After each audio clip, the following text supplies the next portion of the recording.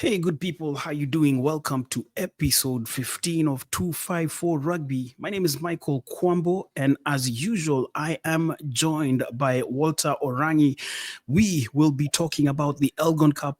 Kenya successfully defending the title last weekend with that comprehensive win in Kampala, and then also the Shuja squad to the Dubai Sevens. The opening leg of the 2024-2025 World Series has been announced. A few things to look at, but importantly, we shall be talking about the new season, the new Kenya Cup season that kicks off on Saturday. Hey, Walter, how are you doing? Hi, Michael. I'm all right. Bracing myself for impact. Kenya Cup is coming up. We do have lots and lots of rugby action happening. The Championship League kicked off last weekend, Nationwide League also, and further afield international fixtures just keeping me grounded. Definitely. There was great international rugby last weekend, particularly that game between France and New Zealand, 30-29. That was a great test match. And then, of course, the Aussies looking good and a lot of long suffering Australian fans, whom we choose not to name because of legal reasons, rejoicing like they last rejoiced in 1999 when they last won the World Cup. But talking about cups, there was the Elgon Cup return leg. Remember when we talked heading into the second leg, we were a concerned bunch, more so with the way the Simbas had played in the first leg, that game ending 27-25 at the RFUA ground. But they went to Kampala, they had other ideas. They silenced the Ugandans, the cup remaining in Kenya once again. Your take on the Simbas performance? Well, Michael, I guess it was a good weekend for the Kenya Simbas. We had, raised a bit of concern going into that game, considering that we had narrowly beaten Uganda at home. Uganda put in a very good performance in Nairobi, and would have expected Uganda to head back home and, try and see and sort out the few problems that they had, but Kenya had something to do, and they had a job at hand, and the Simbas went out there. We talked about it during the pre-match analysis, Michael. Kenya needed to silence the crowd early. They needed to go and play their game, and true to their word, they went in. It was all about execution. It was all about the forwards playing very well. It was really all about just keeping that ball very close to the forwards, because they had shown a clear intention that they were going to play through the forwards, and that is exactly what they did. So, a 21-0 lead is a very strong first half, given the circumstances. And in any competition of rugby and a test match, for you to go ahead 21-0 away from home, that is a solid platform to play from. And the Kenya team really went on. Well, you can say that the two halves was, it was a game of two halves. Uganda played really well in the second half, put in a lot of pressure trying to claw back that deficit, but the damage had been done in the first half, and the Kenya Simbas successfully retained the Elgon Cup, Michael.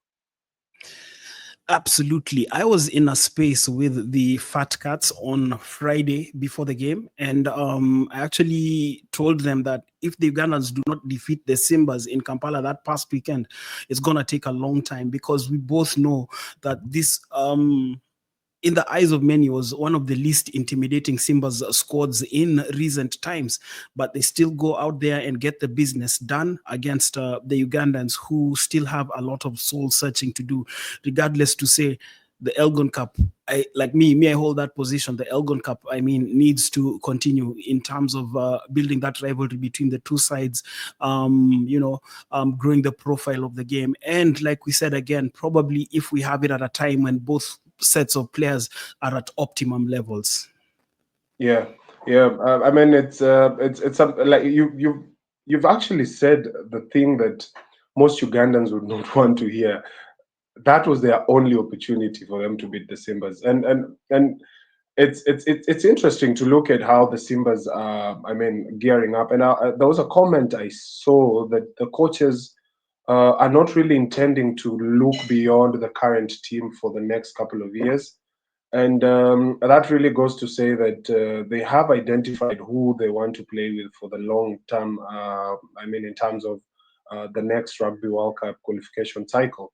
So the Ugandans, and Michael, this is where we go back to the identity, the brand of rugby that the two sides are playing. Um, uh, Looking at the Ugandans in Nairobi, it was a very open game for them. Kenyans gave them quite a number of opportunities in their own half, and the Ugandans ideally should have punished the Kenyans. And also going back to Uganda again, they had opportunities which they could have taken as early as possible. Take a few threes here and there. Opting to go for a scrum instead of going for 3 points, settling down. Those early nerves, yeah, and that is what Kenya really capitalized on. So I strongly believe that the Cranes and the Kenyans have their job cut out for the next couple of seasons because, well, like you said, we have to retain the Elgon Cup. Much as we talk about the quality in terms of who we are playing as the Simbas, Ugandans will always offer that opportunity for us to take on somebody from the outside. So, and close enough, Uganda are a team that on any good day can give you a good run for your money. So, I strongly believe that this Elgon Cup, the 2024 Elgon Cup, is not really settled. I think the Ugandans are reeling. They expected so much from their team last week, and I'm pretty sure the Ugandan national team players are, disappointed with how they started off, and of course the missed chances that they had over the last two legs. That is in Nairobi and Kampala. So it's far from done. It's an opportunity for the two technical sides to go back to the drawing board, try and see if they can develop one once again for next year's competition, and hopefully next year we're going to have, a stronger competition as compared to what we had this year. Yeah, and also next year, remember, these two sides are meeting in the quarterfinal of the Rugby Africa Cup, which serves as a Rugby World Cup qualifier. So everything to play for. The stakes are high in this rivalry between Kenya and Uganda. Let's shift now to the shorter version of the game, the sevens version of the game. And I'm going to pull up a clip shortly, but we did... witness the Kenya Sevens squad that was named for the opening two legs of the 2024-2025 World Rugby 7 Series in Dubai and Cape Town in South Africa. Notable omissions in the form of Tony Omondi and Vincent Onyala. We will be getting to that shortly. But first, let's just go through this clip, first of all, before getting to discuss further about the Shujaa squad that is heading to the Middle East and South Africa. The wait is over. Shujaa head coach Kevin Wambua has unveiled the 13-man squad set to represent Kenya at the Dubai Sevens, the opening leg of the 2024-2025 HSBC World Rugby 7 Series. In the absence of seasoned co-captains Vincent Onyala and Tony Omondi, who led the team back to the series, Olympians Samuel Asati and George Oro will co-captain the team as they prepare for the high-stakes tournament scheduled to take place from 30th November to 1st December 2024.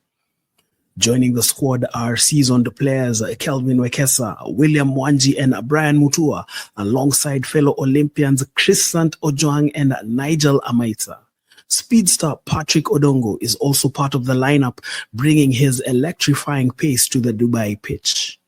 Making his much-anticipated debut is Brian Ondego, ready to don the Shujaa jersey for the first time on the global scale.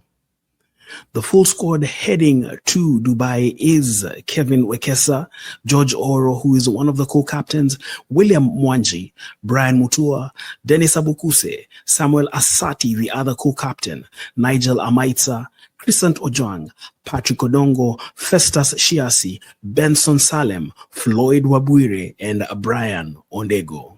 The team departs from Nairobi on Monday, 25th November, to kick off their campaign in Dubai before heading straight to Cape Town for the second leg of the series. Yeah, Walter, there we have it. We can see the Shuja squad that is heading down to South Africa. The notable omissions, Vincent Onyala and Tony Omondi, contractual dispute with the Kenya Rugby Union. They're yet to sign contracts. Your take on that, your take on the squad as well. Yes, Michael. So I have I have sentiments, and I have very positive sentiments concerning the squad selection. First and foremost, I'll talk about the Onyala and Tony omission. These two individuals have, for the last couple of seasons, when Kenya has been rebuilding, and I'm sure the rebuilding process is still ongoing, have been, the cornerstones of the team. The two have successfully led the team through qualification back into the World Rugby Seven Series, and it's a pity that they couldn't don the national colors as we get back onto the world stage. However, I don't want to talk about the contractual problems they have, because my core contracts are between the employers and the employee, and most importantly, I don't know what the actual terms are or what they're demanding. So I would be lying that I know exactly what the problem is. But from an insider perspective, I do know that they were offered a contract which they sort of thought that is not really worth their value in terms of what they think they are when it comes to all this. Well, I can only have a bit of an advice to, of course, the union and of course the two individuals, that with sports and with the time that you are allowed to be a top athlete, you have it's really minimal, Michael. You don't have so much room for you to run around. So if you have an opportunity, well and good. If you don't have an opportunity, then tough luck that your time when you had an opportunity did not really suffice to something that you wanted. But hopefully, the two parties can find a common ground as soon as possible. And I think that is probably one of the things that might be pulling back Shuja as they head onto the World Seven Series, because remember, we are a global product as we speak, and we tend to have quite a following out there in terms of the fan base, and even locally we do have quite a number of people who follow the local Seven Series, and of course the World Rugby Seven Series. That is the Kenya Shujaa team. So there is a lot of sentiments across board. There is a bit of negativity when it comes to fans and how they are representing their views and all that. But hopefully that cannot be able to hold the team back. Now, having dispensed with the Tony and Onyala issue, Michael, this is a very, very good squad. And I know our fans can also let us know that what they think about this squad. We're very open to your sentiments, your comments about the squad selection. Do you like the quality of the team that was selected? Who do you think deserved a chance in this opening round of the World Rugby Seven Series? However, now drawing down to the squad, we have Kevin Wekesa, George Oro, William Mwanji, Michael, Brian Mutua, and Dennis Abukuse. These, I presume, are the forwards who have been selected for duty in Dubai and Cape Town. And then we have Samuel Lasati, Nigel Amaitsa, Chris Ojuang, Patrick Odongo, Festus Shiasi, Ben Salem, Floyd Waburi, and Brian Ondego are our backs, and quite a number of options they are selected for duty by Kevin Bling Wambua over the next couple of weekends. Now, Kevin Wekesa. Let's talk about the squad 1 to 13, Michael, and I believe each and every player has something to offer. Kevin Wekesa has had a solid start to his career at the national team, and I feel like he's not. He's probably up to time when he's about to hit his peak. And this is one of those selections that you give credit to the coaching unit, because Kevin Wekesa will definitely give you that high ball threat, restart time. You need the likes of Kevin Wekesa. And then it also goes back to his attacking abilities, 1v1 situations where he's able to break the line, and he's also a very good defender. So I think Kevin Wekesa deserves his slot at the Kenya Shujaa team that is heading to Dubai. Now, George Oro is the captain, co-captain, sorry, for the national team. George has had quite a very good start, and also to his career as the Kenya Sevens team. And I thought he had it was a pale shadow of him in the local seven series, considering that they joined in late. The Kenya Sevens team that was the players that took part in the local seven series. But also we know him for what he is. He gives you that explosive ability at the breakdown. You know that he'll always he has an eye for the try line, and he's very solid when it comes to an attacking perspective. A bit of, I mean, not really challenge, but he's not one of the biggest forwards we have on the World Seven Series, so he has to make up for most of that in terms of his work rate, and I guess doing the simple things and doing the basic things right, just catch, pass, attack where you can, and do all that you needed to do as a forward. And he'll also give you that restart option. He's very good going up in the air, and he's also a decent defender. So George definitely earns his stripes at the national team. William Mwanji, Michael. William Mwanji, this is one of those forwards and one of those players that he lets his game talk for him. William, one would ask, how does he make the team? But William Mwanji is not the biggest we have around. William Mwanji is just a solid player. He does his thing right. He does his defensive work, and he's very good also on the attack. So I believe Bling has gone with Mwanji because of that bit of stability. He gives you something. You'll not see him. He's not flashy. He's not also, I mean, he's not the biggest around, but he'll give you that solid 7 to 8 or 10 minutes that you need, and he's been doing very well for Cabras. Now, Dennis Abukuse is a very good selection, because Dennis was our MVP of the local seven circuit, and just prior to this local circuit, I think as 2 seasons ago, Michael, he broke onto the World Seven Series, and he was really doing the job for the national team.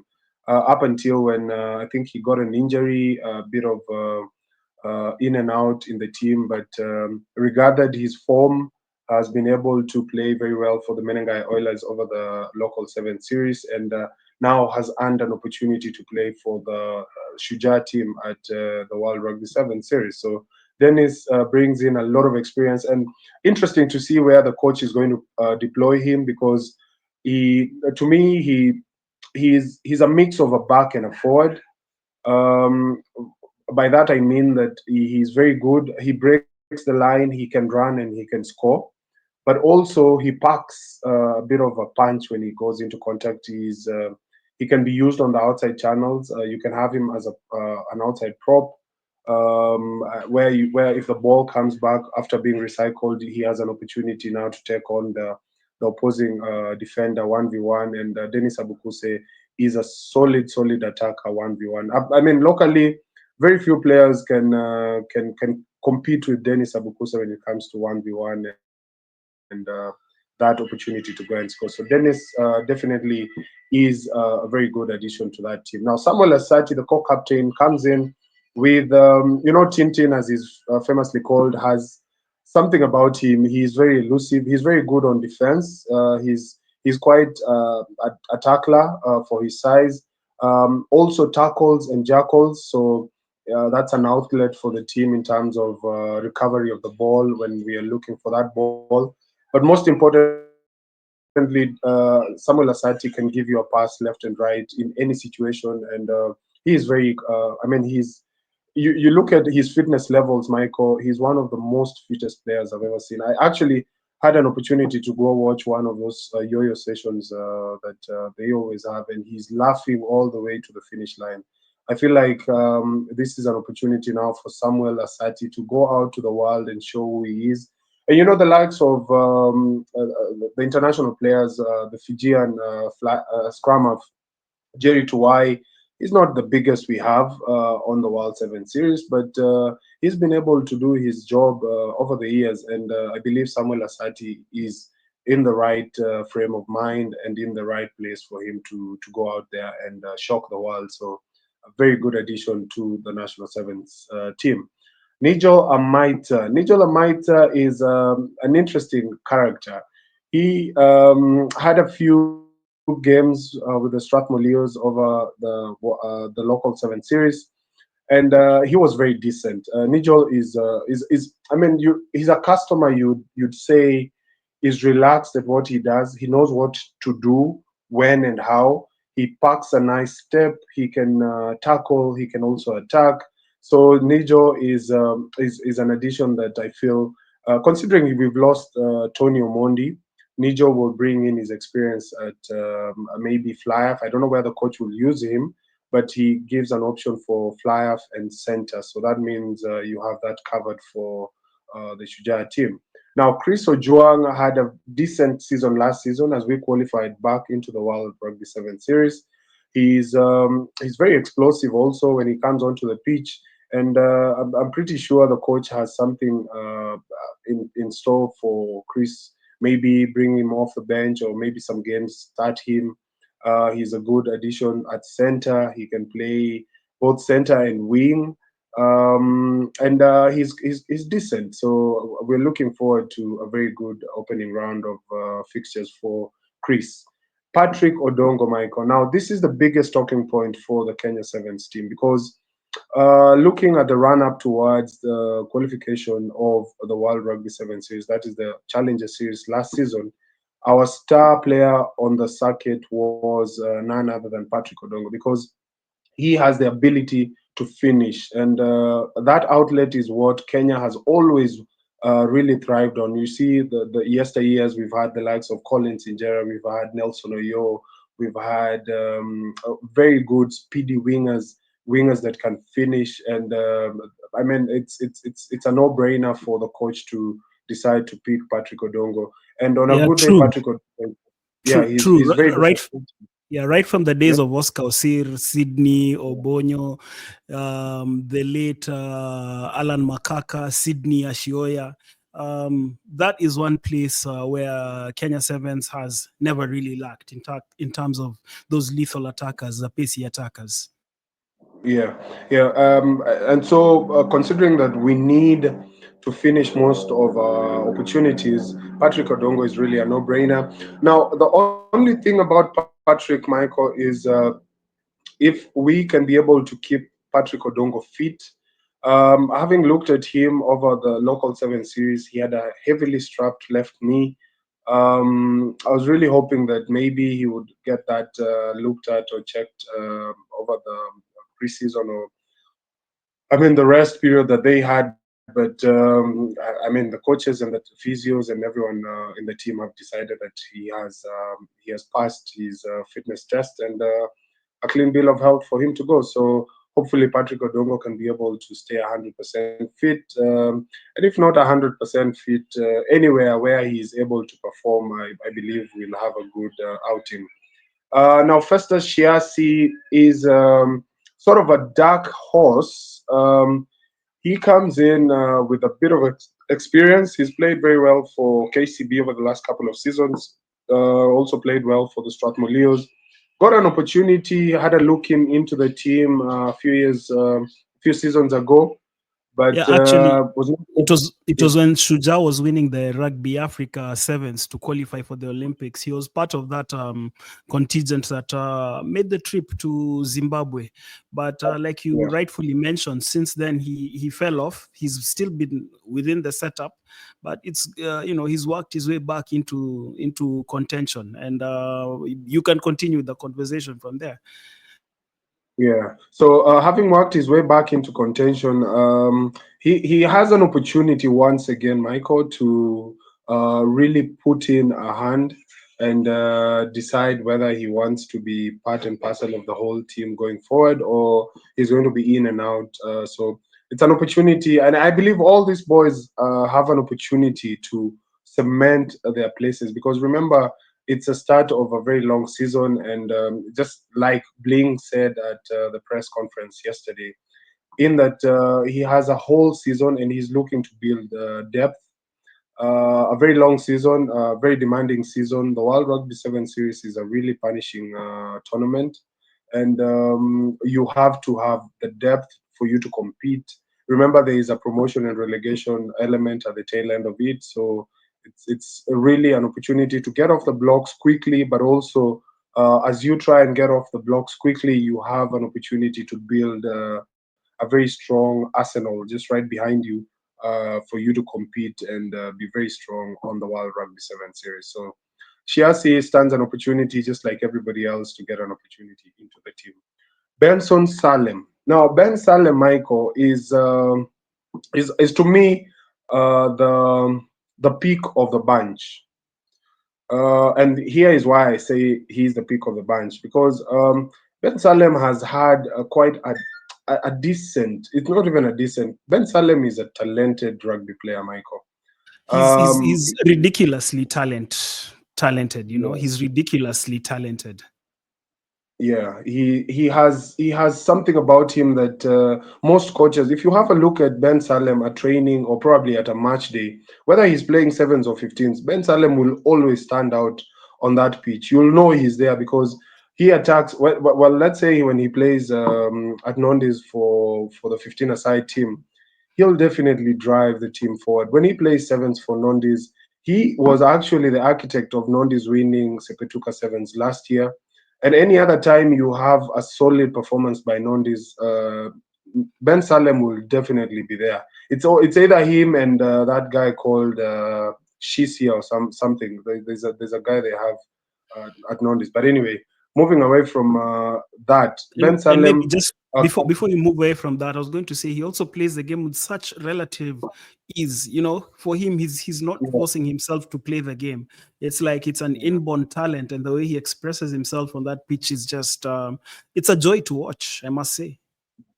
Yeah, I had a very solid Safari Sevens. He was the MVP, played very well, scored the winning try, has decorated himself, has really earned his opportunity to play for the Kenya Shujaa. And I feel like, and also Michael, where do you think he is going to be deployed in this setup? Because we're looking at a lack of an out and out flyer in the loss of Patrick Odongo, but now we have Nijo Lamaitsa. We have Odongo is a winger. I think you meant to say Tony no, sorry, Omondi. Tony Omondi. Sorry, I beg your Yeah, pardon. yeah. With the loss of Tony Omondi, we have an opportunity now for a fly-off. So you have Ben Salem, you have Brian Ondego, who comes in as a debutant, but we'll talk about him later. But then you have Nijo Lamaitsa. So where do you think the coach would deploy Ben Salem? I think already, looking at it and having said the way he plays the game with relative ease, his understanding of the game is beyond his years. He definitely will be a creative spark. I do expect him to slot into the fly half position. Nigel Amaitsa, I expect him to gravitate between fly half and center.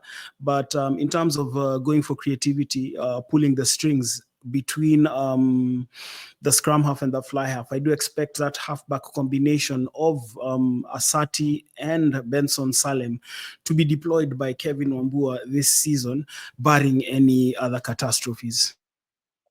Okay, so Ben Salem's, stock rises with your sentiments. Now let's move to Floyd Wabwire. Floyd Wabwire is a culprit. They've been terrorizing guys locally. The two of them, Patrick Odonga and Floyd Wabwire, they've now joined forces at the Shujaa team. Floyd played in the Rugby Africa tournament in, I think it was in Ghana. Yes, he And did. And he was also given a debut by head coach Damien McGrath during the season that Kenya got relegated. It was a forgetful debut for him, but I'm sure he picked up that experience. And obviously, with the benefit of hindsight, will be looking to put out better performances for Shuja and for himself going forward. Yeah, yeah. So having gotten his debut, and I think he has had an opportunity to probably go back, look at his performances. He's also shifted club.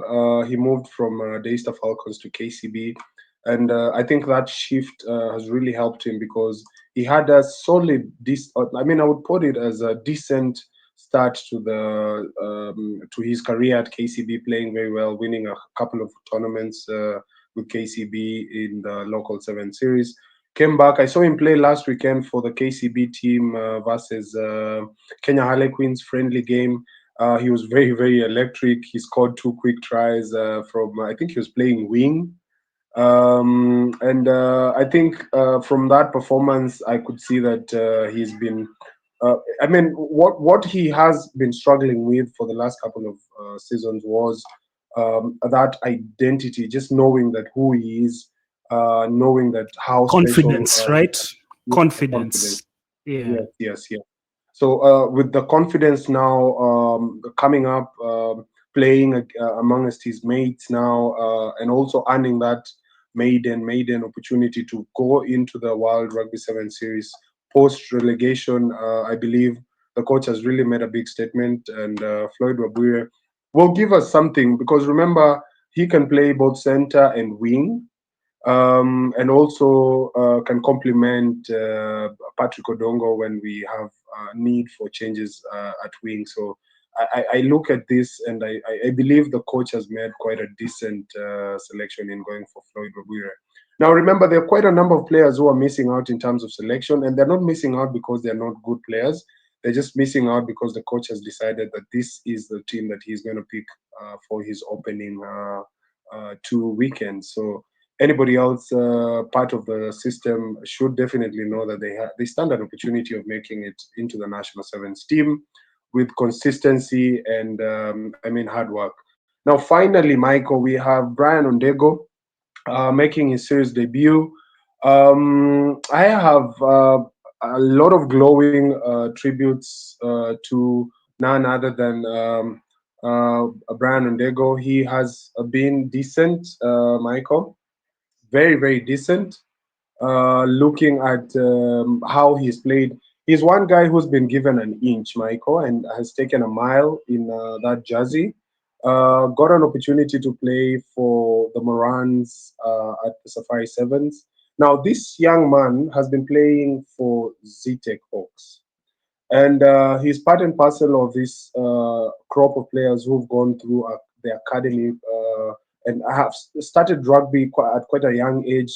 You have the likes of Amon Wamalu, Benson Salem, Samuel Asati, Brian Ondego. These are guys who played rugby from a tender age and are very skillful guys who I mean, you can see how starting rugby at a very young age really gives you an edge as compared to the likes of ourselves who got an opportunity to see it in Form 2, Form 3 in Kakamega High School. So we don't want to really go. Wait, I saw rugby before going to Kakamega High School. Let's just get that clear. Hapo kidogo bana, my friend, hapo tutakosana bana. Like I can end this, we can end this broadcast right now. Well, anyway, you get my point. So Brian Ondego, Michael has a kickoff. Let me tell you something. He has a kickoff that travels, I think, 5 miles into the sky. So by the time the Kind players of like arrive to the Lavin, yeah? Kind of like yes, Lavin yes, Asebos, right? Yeah. yes, yes, he has a very good kickoff. Can convert, can take points from any position on the pitch. Is a very good defender. He's also a very good attacker. Has a very wicked step.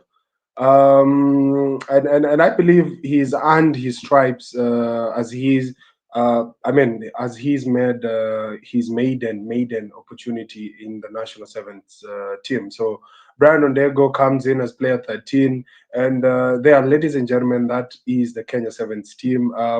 Those are my picks in terms of individual players. But then now, as a group, I have a bit of sentiments about the Kenya Sevens team, Michael.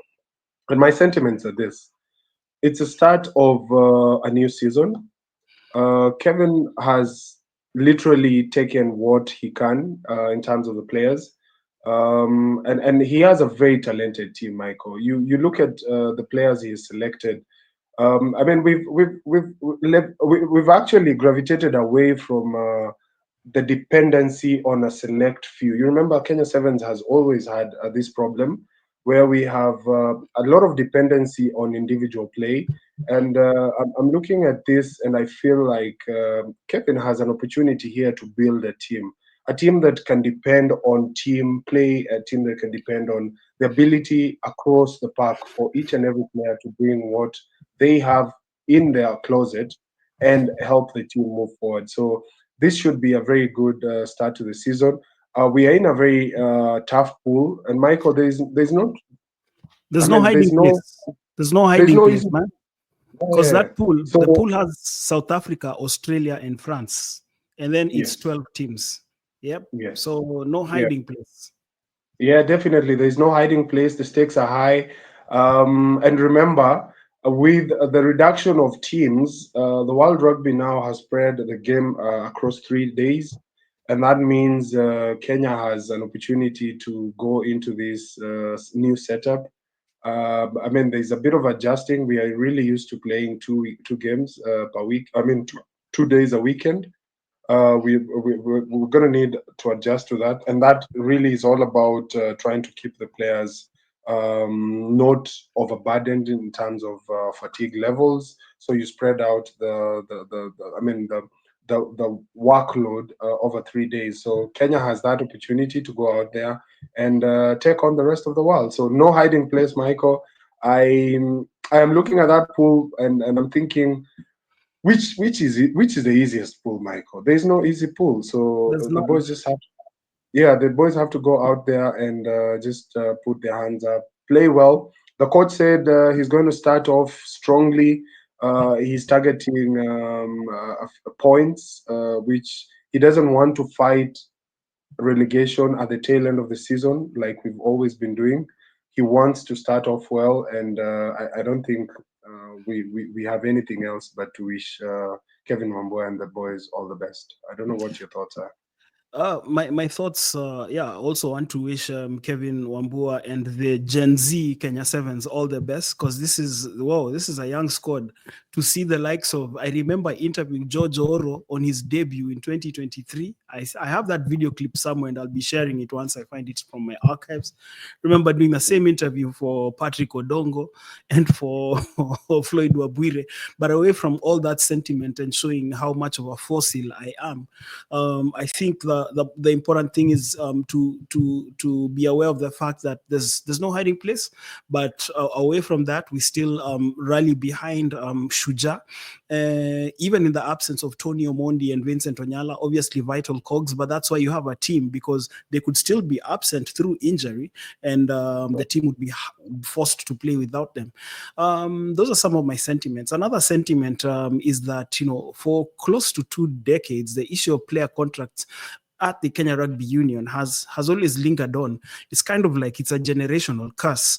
Just hoping that going forward, that these are some of the issues that can be resolved, so that there can be conducive environment for performance. Because, like I said, it's been like a broken record, and it's unfortunate to see what's happening. But let's hope that things are resolved, not only for this particular crop of players, but going forward. Those are my thoughts on Shuja, and I'd like to wish them all the best, like I said, in Dubai and Cape Town. Walter, now let's move on to the Kenya Cup. We caught up with a number of coaches. One of those coaches is called Kevin. He is the head coach at the South Coast Pirates. So I managed to look for a number of coaches. There was Kevin Amiani, talked to Mark Mshila and Oliver Mangeni. We'll just get their sentiments before going to review the Kenya Cup season. And we will start with Kevin Amiani. Just listen to what we you have to are say. preparing well. The team is well gelled at the moment. We have some few players that we signed this season just to beef up the squad that we had from championship. Yeah, basically we are excited for the new challenge. It's also mixed reactions because as a technical bench, this is our first time to this level, the same as to many players. So we are just there. We are going to play the games to give them the seriousness they deserve. We know we have two tough matches to start with, away to KCB, then home to Cabres. So those ones that are going to be tough to us. Yeah, but we have no pressure. We have nothing to lose. So we just go to express ourselves, pick lessons, learn. Yeah, if we get points from them, that is going to be a huge plus to us, and I believe it's going to boost the confidence of the team, yeah, and the community at large. Yeah, in the end here, the community as well is so excited. They are looking forward for the fixtures to see some of the big names and the big teams coming to Diani to play some rugby. So I'm sure it's going to boost tourism around here through sports. Also, the players will get some exposure to play with some of the good teams in Nairobi, Western Kenya. Yeah. What else? For team targets, basically we are looking forward to survive this season, being their first time, so we can't targets that we can't have targets that we can't achieve. So we are taking each game one game at a time, basically, so that we can see how the results is going to do. But we have matches that we have already isolated, which we really need to win so that we can make sure we keep our position in Kenya Cup. Yeah, well, that is Kevin Amiani. I'll be bringing up Oliver Mangeni next. And the irony is that these two sides will be facing off on Saturday in the opening match of the season for both teams. For the Pirates, this is their debut Kenya Cup match. KCB, obviously, yeah, they've been in the Kenya Cup for a very long As time. KCB, This is as Oliver a team, Mangeni. we've really prepared for the upcoming season.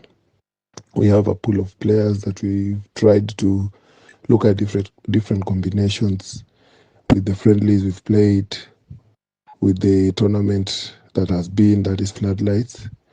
And I feel that going forward, KCB has a different and diverse talents that we've pieced together, and the season ahead is looking good.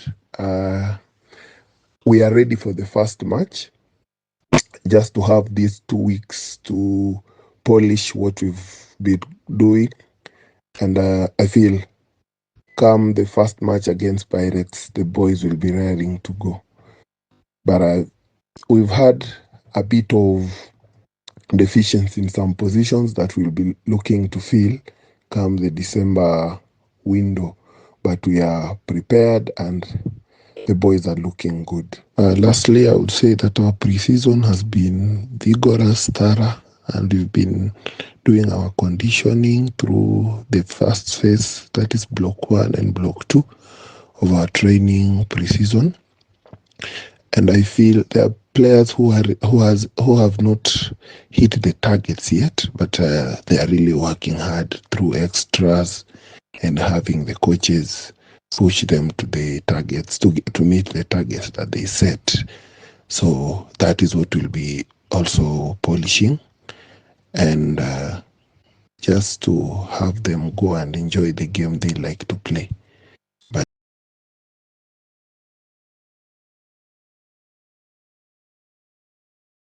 Oh, yeah, I was really in a rush. I used to be a winger, so I'd taken off before the ball got to my hands. Anyway, what I was saying is that we've heard from different ends of the spectrum, from the newbies and the head coach, Kevin Amiani, who is in charge of the South Coast Pirates, talking about the upcoming season, what it means to play in the Kenya Cup, and then also Oliver Mangeni taking over the reins from Curtis Olago. Your reaction to their sentiments before we get into your overview of the Kenya Cup, and then we're still going to review the match day one fixtures.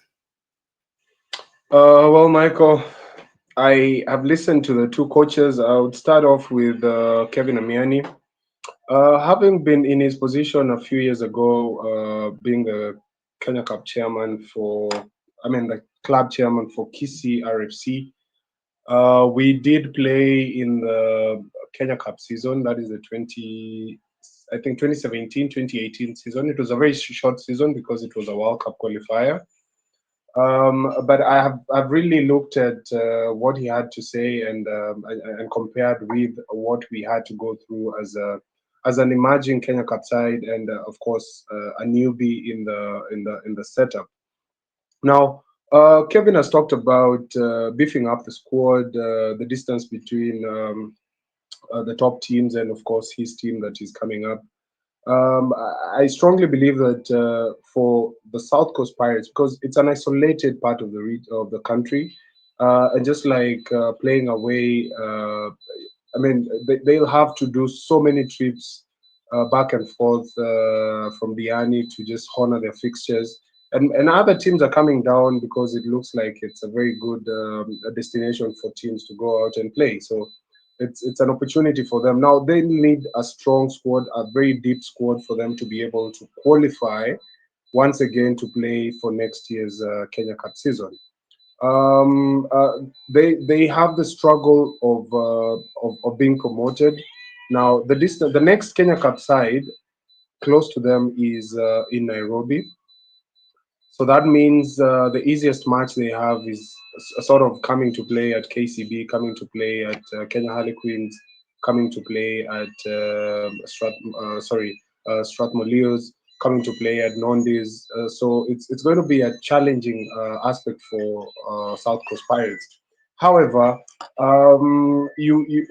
they have specific games that he has said they have earmarked, that for instance those home games that they look at and they feel like these are games that we can be able to win.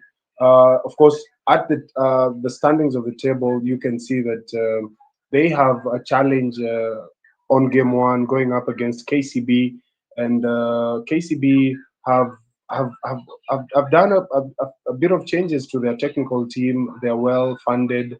They have the muscle to Those go were up wholesome against. changes from KCB. It was wholesome changes, not a bit. It was Yes, wholesome. it's actually a whole roster that has been changed, the technical team. So they also have an opportunity here to have a look at what the changes mean and all that. So for the South Coast team, I think what I can give them is they need to be confident. They need to be confident at home. There are games that they'll need to win at home, Michael, and those are the games that are going to help propel them back into the Kenya Cup limelight yet again next year. Now, also talked about community support and sports tourism. That's an opportunity now to help Diani and, of course, the county that they play in terms of developing and unlocking sports potential. Inviting people to come and watch the games, the community rallying around Diani, and also, having that opportunity to have something new for the locals to come and celebrate and enjoy about. So it's an opportunity for the county itself. That is, is it Lamu? No, it's not Lamu. The county It is is Kwale County. Kwale County. Kwale County. Yeah, so Kwale County is becoming a destination and an opportunity for us, the fans, to go down to Kwale County, sample what they have, enjoy rugby a Saturday weekend. And there's an opportunity also. The beauty of Diani is there is flights that directly land close there. So, Katukunda. yes. And So, the SGR is so often, also, it's easily accessible through SGR. It's really not much of a stretch. Yeah. So I think that is one of the positives that they have, and it's something that they have to look forward to this coming season. Now, survival for the South Coast Pirates is going to depend on entirely the games that they can win. They need to win the games that they can win. The ones that they can't win, if they can get bonus points here and there, should be an opportunity, should be a very good thing for them. Getting a bonus point, losing bonus point, and maybe a win bonus when they get an opportunity to win. So the South Coast Pirates, just like Kevin has said, should be looking forward to this season. And Michael, I strongly believe that giving them that opportunity to play in the Kenya Cup, earning it actually, not even giving it to them, earning that opportunity should count for something, and I'm looking forward to a very successful season for the South Coast Pirates. Now, let me talk about KCB. Oliver has talked about he has had to have a look at a pool of players that he has. He's also talked about the preseason games. I saw them play the Floodies. I also saw them play Kenya Harlequins.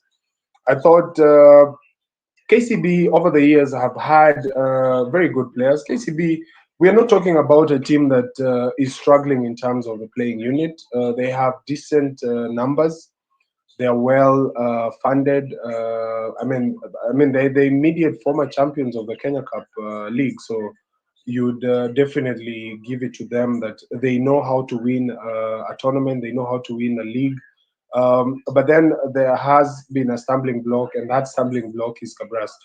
Ideally, KCB has, I think, two serious games. They've been having two serious games over the last couple of years. That is the semi-final game, the match between, and mostly it's been against the Menengai Oilers, Black and blood that fans won't be happy to hear what you're saying. no. One, you they can rest, relax, and know that their match against KCB at the Blood Bin is always a good match. But most importantly, when it comes to the grinding part of the season, that a crunch time, that business end of the season, KCB has always had just two teams that come up against them, and that is the Menengai Oilers at the semis. That is also dependent on how the league standings end. But over the years, we've seen Cabras come in very strongly, take the league standings, come in at number one, get a home semi-final. KCB also come in at number two, get a home semi-final. That semi-final means they're either playing Menengai Oilers or somebody else who's finished fourth. So they have two games that they're looking forward to. That is the semi and the final. But most importantly, they have to go through the regular season. And it's a new season, Michael. It's a new team, a new coaching unit.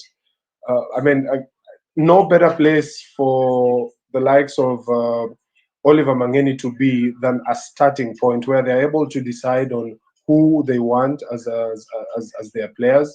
Oliver has said he wants to target the January transfer window where he'll be able to bolster his squad. And I strongly believe that for a new coach who's coming in, definitely on the table, he's asked for the type of players that he wants. He's maybe identified from his network of coaches who are able to help him develop a squad. He's identified the places that he wants to fill, the gaps that he wants to fill, so that he's able to successfully challenge once again Cabras for that Kenya Cup league. So it's an opportunity, a grand opportunity for Oliver to start on a high, playing South Coast Pirates. Should be an easy game on paper, Michael. Should be a very comfortable game for the fans to watch. And I mean, a bit of jitters for South Coast Pirates as they come into the league for the very first time, but should be a very good match day one for KCB. Yeah, it should be. I spoke to Mark Mshila. He was an assistant coach at KCB. Now back to Mwamba, where he started his club Rugby. It's also the club where his dad played for. His dad, David Mshila, former Kenya international, former Kenya team manager, former chairman of Mwamba. So the Mshilas obviously keeping that legacy alive. But away from the sentiment, in my conversation with Mark, he talked about the excitement of coaching Mwamba, saying it feels good to coach Mwamba, and he just wants to cultivate a positive spirit, actually said that the intention for Mwamba this season is to compete and not just participate. And he will be boosted. He was actually excited. If you looked at the nationwide fixtures last week, there was a Kulabu side that actually played in the Nairobi nationwide. And that's one of the pointers for his optimism. And for those sentimental about the game, it would be great to see the likes of Mwamba punching there, knocking on the doors of the big boys like they used to do.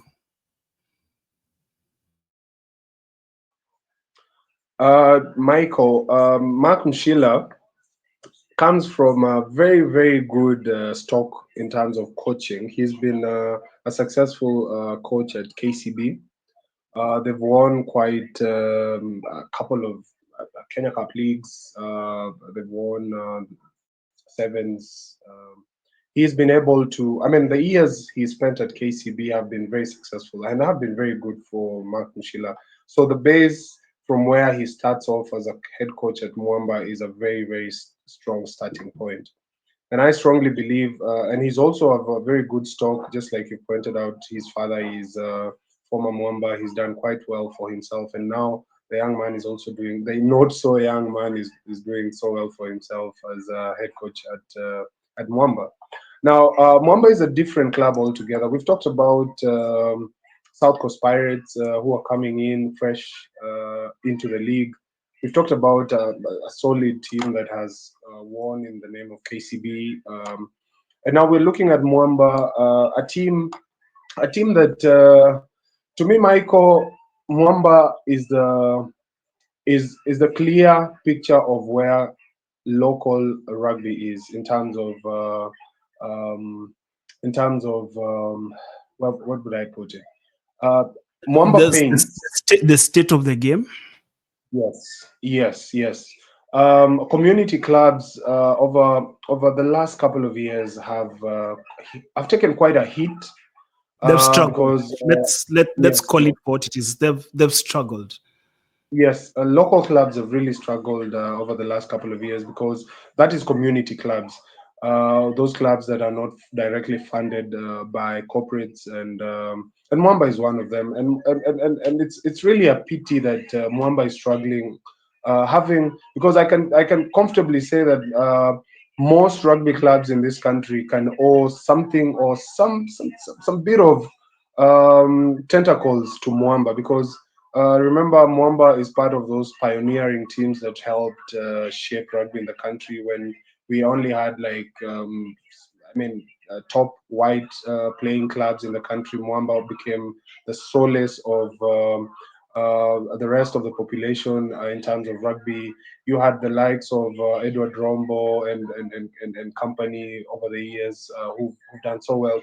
And Mwamba has quite a notable alumni lot, and I tend to really struggle with the fact that Mwamba, as it is right now, a struggling team, because Mwamba do not have a home ground as we speak. Their home ground, which they lost to, development works within Nairobi, is actually has been a thing for Mwamba for the last couple of years, because the struggle to actually have a consistent home base where you're able to call home, where you can be able to now attract and do age grade development and do all you can to get ready for a match day. But they've done so well. Remember, Mwamba has a women's team. Mwamba has, like you said, they have a Kulabu side, a nationwide team. So amongst all these struggles, Mwamba has been able to really struggle, but keep the culture, keep the face, and also keep their status as a Kenya Cup side very, very well. So Mark Mshila goes into a territory where, first and foremost, he comes off a territory where the players are paid monthly, the players are well remunerated, they eat well, they sleep well, they travel well, and all that. But then now the change of scenery to Mwamba now, the coach has to know what the players have eaten, which players have not, who's struggling with education, who's struggling with daily basic needs and all that. So it's a totally different setup, and it's going to take a lot of hard work for him and also the Mwamba team in terms of the management to try and give him the tools that he needs to be a successful coach. But it's a challenge for Mark Mushila, and I'm happy he's taken up the challenge head on, and it's an opportunity for him to develop himself as a coach. And such environments will shape you as a coach, even if you move into better environments in future, or even help develop Mwamba to the levels of KCB. I mean, it's a challenge, and this is where we need to see the growth in Mark Mushila.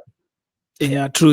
I think we should just have a conversation one of these days just to talk about the state of the game in the country with an emphasis on community clubs. But, we still need to talk about the Kenya Cup kicking off this weekend. And there was just one observation as you spoke. And I noticed that the two teams that gained promotion to the Kenya Cup for this season were actually community clubs. We've talked about the South Coast Pirates, and Impala are back. It was really sad to see Impala go down. They stayed down, I think, for 2 successive seasons, but they fought their way back. They traveled to Kakamega to play Kabras Sugar. Maybe just a quick one on Impala before we get into previewing the weekend fixtures. Yeah, Michael. Community clubs, like we said, have struggled for the last couple of years, and it's a good return for Impala. Impala are at the heart of rugby in the country. Remember, they're one of the few sides that Michael comfortably have a sweet home ground. They have established structures. They have a strong alumni setup. They have quite. I mean, they're in the heart of the city, so it was a painful experience for Impala to go down, and I strongly feel like they deserve to be in that conversation of the Kenya Cup teams. Because it would be a pity having Impala Club becoming a host of championship games. So, like, championship is a bad league all the same, but it's I mean, you'd expect a team with the financial muscles that Impala boast to be playing in the top tier, and it's a welcome return for them. Now, for them to play away on match day 1 versus Cabras away, Michael, it's a daunting task to travel all the way to Kakamega to play Cabras. I've seen the Cabras team has been named, and the coach has also decided to go with a bit of youth for the starting 15, and it's an opportunity for Impala. I saw them play at Fladiz. They've done a bit of shopping, but I'm not sure if the selections that the coach has made or the coach made for Fladiz are going to be allowed, because remember, the transfer window has not yet opened for the Kenya Rugby Union.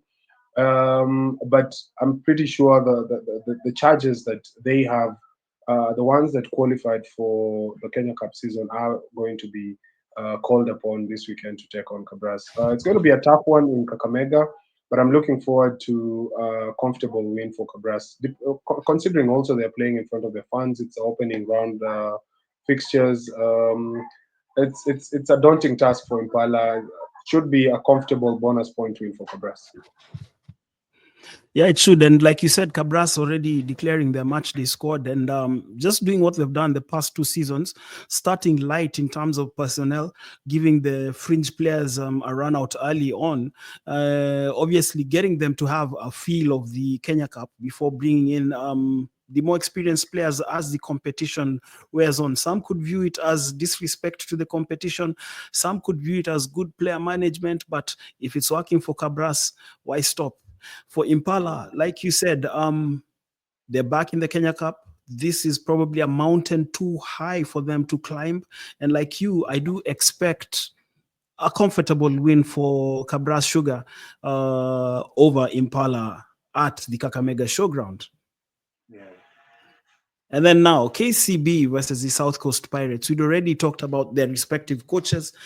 These two sides looking to have an impact. Oliver Mangeni's first official Kenya Cup match in charge of the Bankers. He won 5 Kenya Cups with KCB, but he now finds himself in the dugout as the man tasked to lead KCB to their 9th title overall. For Kevin Amiani on the Pirates side, they make the trip to Nairobi. Like he said in his conversation, no pressure. It's all part of the learning curve.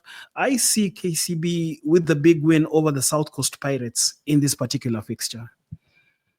Yeah. It should be a comfortable KCB run out. I'm sure Oliver will be keen to look at how his charges execute his game plan. Such games offer the big teams an opportunity to actually look at their systems and see if they're ready for bigger sides. No offense to South Coast Pirates, it's an opportunity for them, but I strongly feel like it's going to be a bonus point win for KCB. And north of Nairobi, in the central Rift Valley city of Nakuru, it is the Menengai Oilers, finalists a few seasons ago, taking on Kisumu RFC. Kisumu did well to survive relegation last season. They fought their way. Kisumu with another new coach, who is a former coach. Howard Okwemba was my teammate at KCB, has also had coaching stints at Western Bulls and the South Coast Pirates. They play away to the Menengai Oilers at the Nakuru Showground. The Menengai Oilers, fresh from winning Fladis, looking sharp, looking good.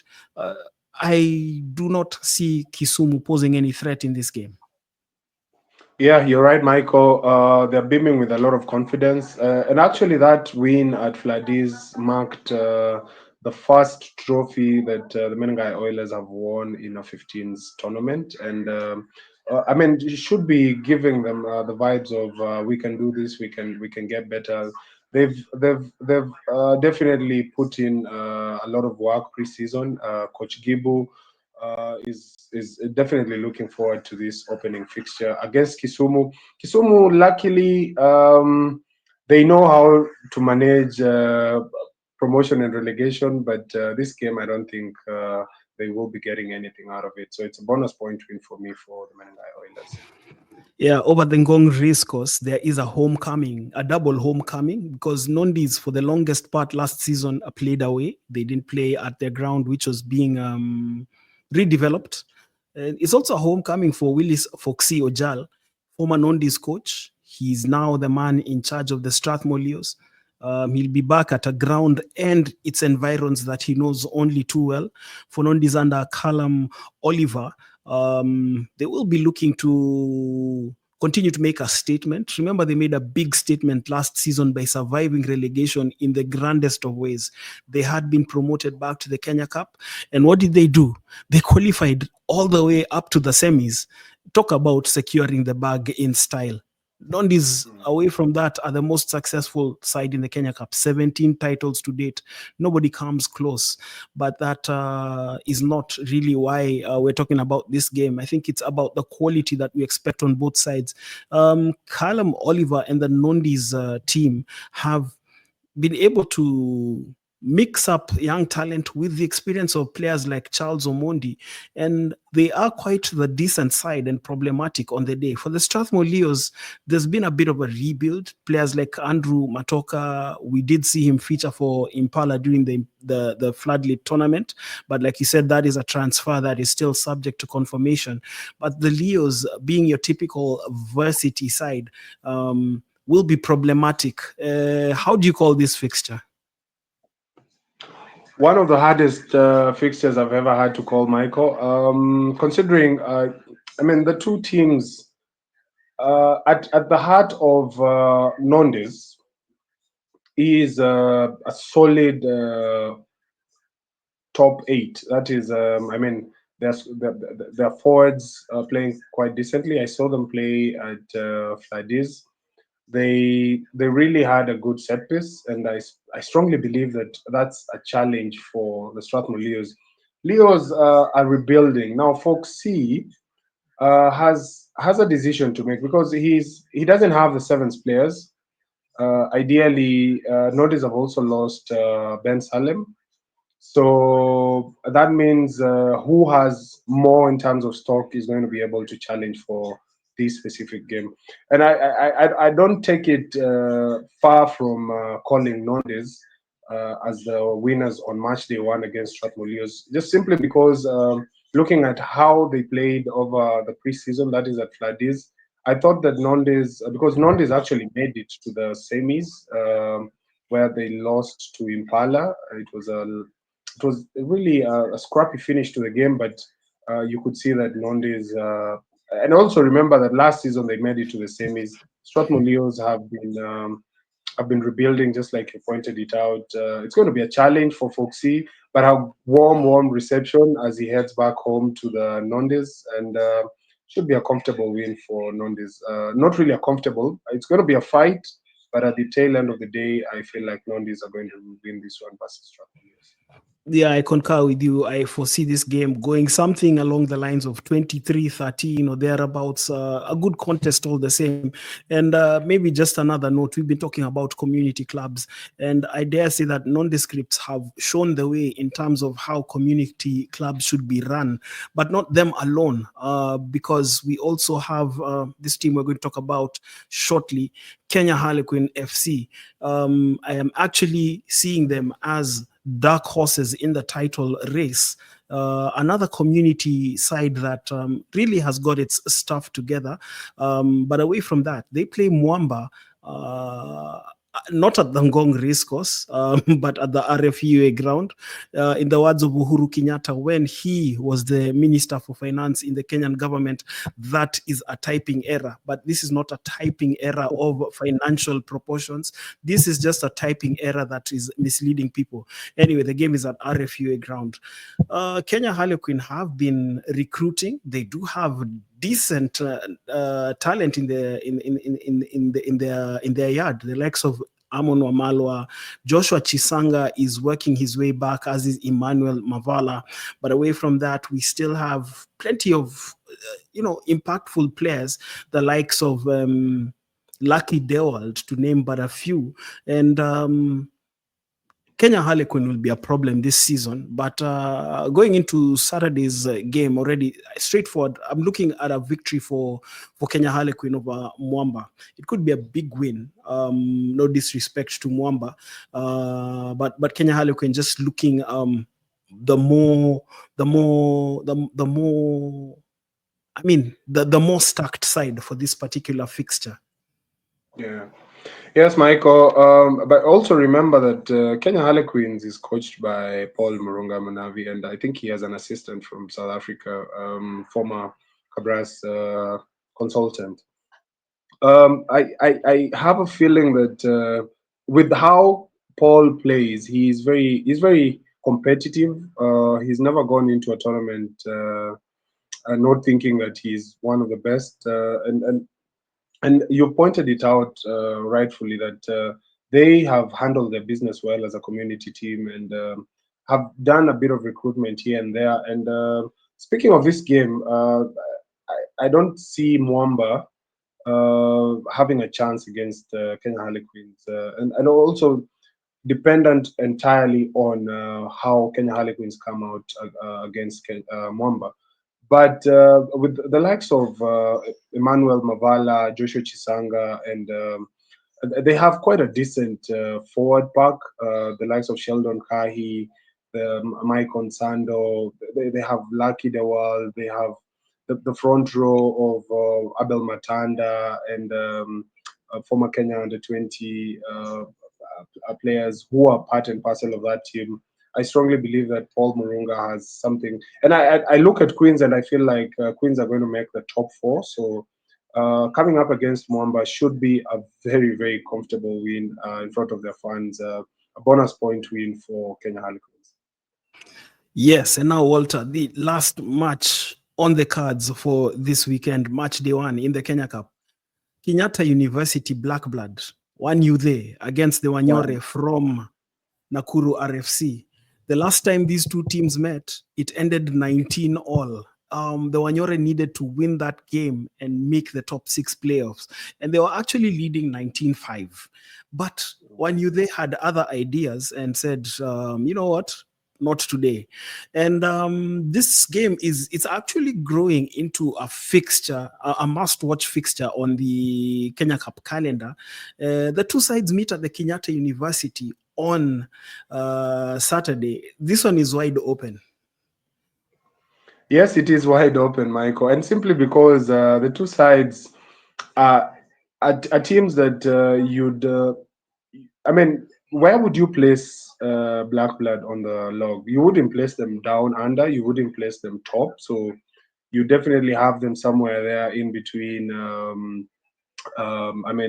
Mid-table or probably just close to the playoff positions. Nakuru, on the other hand, I have not seen Nakuru this preseason, Michael. I had an opportunity to watch Black Blood play at the Fladdies tournament, and I feel like they are Black Blood seem to feel like they've now left that we are a team that can compete to we are a competitive team. You know. And there was a time when for them the plan was literally to win like 3 games and survive relegation. So it's great Yeah. to see that evolution from the side, in terms of where they want to be in their rugby journey. Yeah, definitely. And they're very confident. They can take on anyone. They beat KCB in the Fladdies tournament, actually ending KCB's run at the Fladdies as eventual champions. They then went up against the Menengai Oilers. They were decent for around 60 something minutes. And then I think they ran out of energy. The tank ran out. But that's preseason for you. That's when the coach is able to look at what he has in terms of the players, maybe know in terms of the fitness levels where they are, and work his way for the next couple of weeks. And I believe they've had a decent rest period between the Fladdies period and the kickoff of the Kenya Cup season, and it's going to be a challenge for Nakuru. Traveling to Nairobi to play Black Blood at the Blood Bin is always a challenge. And to me, this, Michael, is the game of the weekend. And I will give it to Black Blood simply because I've watched them play already this season.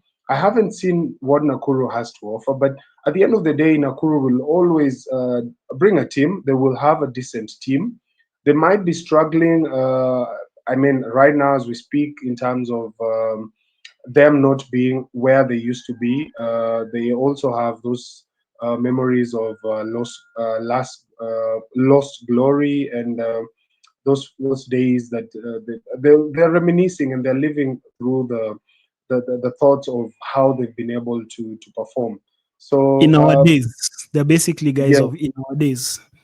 yes, guys of our days. And also there's that transitional period they have. I know they have changed management.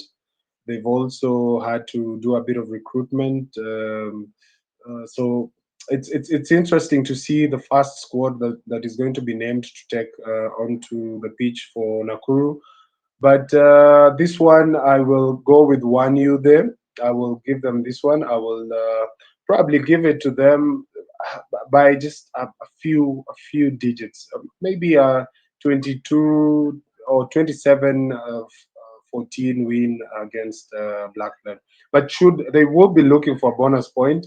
This is a game I feel like Black Blood feel that they can win. This is a game that they have on their list as one of those games that they need to win. You remember we're talking about a team that over the years have been picking 3 games and saying we have to win these 3 games for us to stay afloat. I don't think that has really gone away from them. They still know that there are games that they need to win, and I feel like this is one of those games that Black Blood has to win, and this is going to be a win for them. Okay, for me, because we seem to have agreed on all the outcomes, I'll just differ because there's for differing. I'll give this one to Nakuru, so that let's break the trend. Life is boring when everything is the same, Definitely.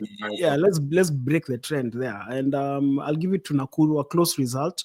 It should be a closely contested game because Nakuru come into this game as dark horses. Who knows about them? Who knows what talent they've got? We've seen Black Blood there.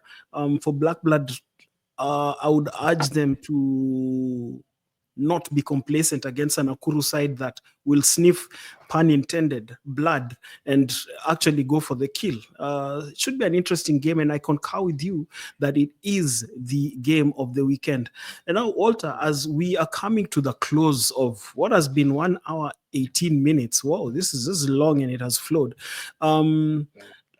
Let's be bold enough to do something that we're going to revisit at the close of the season. Let's first of all name our top 4, who we expect to be our top 4 at the close of the season, and who we expect to win the Kenya Cup. I'll go with you first. Okay. So, Michael, my top 4 for this season, one, I will go with the Cabras as the top side this season. Mine is simply because not so many changes have happened at Cabras as we head into this season. They had a good run last year as they won the Kenya Cup, and they're stable. They're a stable side, and they have quite a deep squad. So I feel like they'll be coming in top. Coming in at second, that would be KCB, who are trying to rebuild as we speak. They are rebuilding, and the process of rebuilding means that they're going to have hits and misses here and there. So it's going to be a challenge for them to be really consistent. And for them, the biggest game of the season really is that match against Cabras, and that should really determine where they finish. But I strongly feel that the number 2 team for this year is going to be KCB. Now, number 3, Michael, is a battle between, for me, it's a battle between the Menengai Oilers and the Kenya Harlequin side, because these are the teams that have shown that they have an interest. And I don't know, I don't want to forget last season's heroics of Nondis versus Kenya Harlequins, beating them 3 times on the bounce for them to go into that semi-final slot. But start of the season, a bit of changes at Kenya Harlequins. It has to be Menengai Oilers number 3, and then number 4 for me, Kenya Harlequins.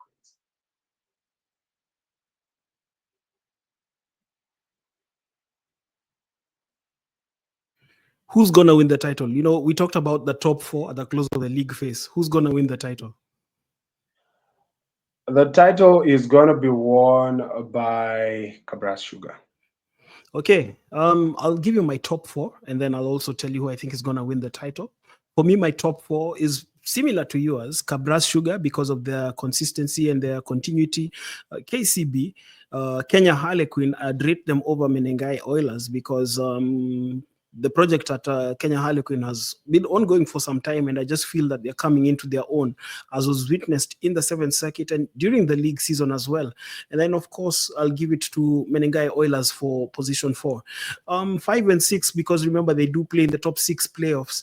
I think I'll call it right now and just say it will be nondescripts and black blood. Strathmore, I see them hovering around that 7th and 8th position.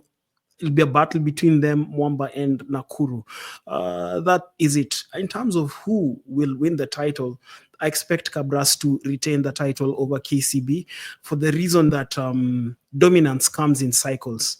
There was a time when KCB were on top, and literally anybody that you put in to play at that particular point would deliver the goods for KCB. But there's been a lot of transitions ever since. A lot of the players have retired, while for Cabras, many of their players are just coming into their own. The likes of Nyambua, who's played in his 9th consecutive Kenya Cup final last season, still only 31, going to 32, still has probably 3 more years of grinding it out, and the whole team around him. This is Cabras's time.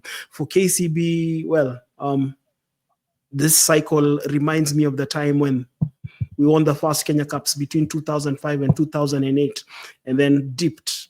But in the dipping, there was always knocking on the door, but also exceptional talents coming through. And once this clicked, KCB, again, the resurgence was there. So based on that, Cabras, I do expect them to win the title. The beauty is that the internet never forgets, and that this footage is going to be stored in the cloud, and I look forward to revisiting it at the close of the season, when we'll either be proved right or proved wrong. And oh, what a way to bring this episode 15 to a close. Anything you want to say before we sign out? Well, yes, I have a parting shot. It's something that I think I should have talked about during the conversation around Kenya Sevens. And Michael, it's something that really pains my heart that we have our biggest brand that is in all leagues. I mean, we can talk about everything, but the biggest, well-funded, and most important product we have in Kenya is that Kenya Sevens team. And when we have the struggles that we have, Michael, you look at last week. I think I was having a conversation with one of the former coaches, former Kenya Sevens coaches, and his sentiments were we are still running this team as amateur, but we are expecting competition and results to be professional. And it's I mean, at this day and age, we are struggling with paying our players basic salaries. When we, I mean, you look at other teams, when it's a product itself, Michael, and I think it's So not rocket. in short, you're saying we stop running it like a corner shop.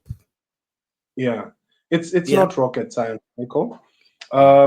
Look at how other professional sides are run.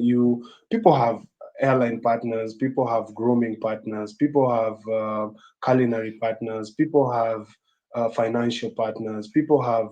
I mean, we have teams that have products. They are run as establishments. They are part and parcel of Kenya Rugby. It's not like we want, or I'm proposing that Kenya Sevens be plucked away from Kenya Rugby Union and all that. No, I'm saying you can have this program run on the side, but you can have fully fledged personnel that are able to deliver and support this team, whether it's on marketing purposes, whether it's on media and content production, whether it's on meals and accommodation, whether it's on airline transport and partnerships within the local setups and international setups. Michael, whether it's on branding in terms of merchandise and all that, we need to really package Kenya Sevens as a product that can be done for so much good, and that can be fully fledged and supported by corporates independently. That it really makes a lot of sense. So Okay. my plea is to the Kenya Rugby Union, if they're going to be listening this, and I'm definitely sure that they will be following this, is can we be able to really relook at how the Kenya Sevens setup is? We're dealing with it as if it's one of those nationwide teams or cornerstone teams that we have. Well, the nationwide teams beg to disagree with you, especially rugby on the road. Anyway. So yeah, Michael. So if we can do better in terms of Yeah. packaging our product and really selling it, telling our story and But don't you selling it think well. Don't you think Yes. then we package our product across the board, because it's not only Kenya Sevens. Yes, it may be the epitome of it all, but we package it Yeah. across the board, because there are some issues which, for us to want all those things that you talk about, we must decide how do we want to run this thing. I mean, like, the contractual issues. Remember when I said here, it's been 2 decades, 2004, 2005, there were still issues about terms of engagement with the players. So obviously, with that historical background, can't we at least say, hey, this is what has been hindering us? Why can't we come up with frameworks? Not only, and you see the beauty is that when you do it for the Sevens team, you're casting your net wider, so that you also avert this situation from happening in other setups, in the office, in the other national teams, in your coaching staff, because you need to have a plan. And the people to come up with that plan, we know them. So let me speak like Kibaki. We know them. They need to do something. Yeah. So that's that. We need to be intentional on where we want to go Definitely. as Kenyan rugby. Yeah. Yeah. Like you said, intention has to be very, very good and has to be shown from the onset. Because Michael, if we have no intention, so what does that say? At the end of the season this year, Does it mean that we're going back again to the drawing board to decide on how we're going to get promoted back again? So we are planning to fail by failing to plan, you see. And at the end of the day, it becomes a problem. And you pointed it well. We need to do this across board. I want to speak directly to the Kenya Cup chairman. We are starting the league this weekend. You don't have a sponsor. You don't meet to talk about how best your league can become a household name. You've not sat and talked about how to get a media partner. You've not done anything for your leagues. So ideally, you've just let it out for the top sponsored teams to just go out and run over you. And all they're doing is just marketing their brands. All they're doing is just marketing their brands, and they're comfortable. Those ones that can honor their fixtures are comfortable about it. Those ones that can play, the people are comfortable with the bare minimum. And once it doesn't help the top league that they are not developing, they're not moving in the right direction, it then comes down to what happens to championship, what then happens to nationwide. So Michael, my biggest problem with the Kenya rugby setup and our local management systems is the fact that we are really short-sighted and we don't have a way of trying to improve ourselves. And this one, I will tell it directly to Kenya Cup chairman. Me, I was short-sighted. Then I got glasses. Walter, it's been a good 1.5 hours. Episode 15 has been great. We're catching up to review these matches, and all the best to Rugby on the Road as they head into nationwide match day. Is it 2? Wait, Yeah. let's call this. Let's wrap this, and let's continue this conversation away from here. Yeah, definitely.